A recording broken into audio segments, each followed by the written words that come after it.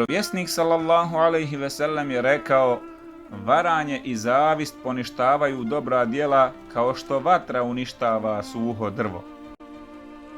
Bilježi se od Ebu Hurajra radijallahu anhu da je vjerovjesnik sallallahu alejhi ve sellem rekao: nemojte se međusobno mrziti, nemojte zavidjeti jedni drugima, nemojte se nadmetati u licitaciji. Budite, o Allahovi robovi, braća. Prenosi se da je Allahov poslanik sallallahu alejhi ve sellem rekao: znajte da Allahove blagodati imaju neprijatelja. Prisutni upitaše: a ko su neprijatelji Allahovih blagodati, poslaniče? On odgovori: oni koji zavide ljudima na blagodatima kojima ih je Allah obasuo.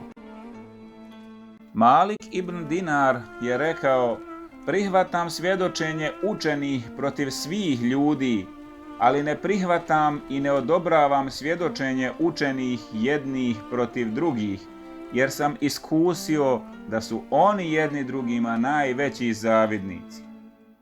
Učenjaci koji traže dunjalučke koristi zbog njih zavide jedni drugima. Zbog toga bi učenjak trebalo da se bavi naukom isključivo radi ahireta. Ako je tako traži, neće nikome zavidjeti, niti će njemu neko zavidjeti. Ako se obrazuje radi dunjaluka, onda će on zavidjeti, a i njemu drugi.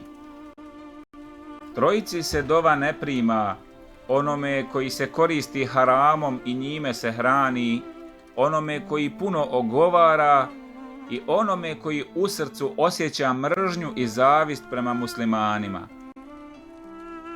Rekao je Allahov poslanik alejhi selam: nema zavidnosti ni u čemu osim u dva slučaja. Čovjeku kome je Allah omogućio da nauči Kur'an i on ga noću i danju uči, i čovjeku kome je Allah dao imetak koji dijeli i noću i danju.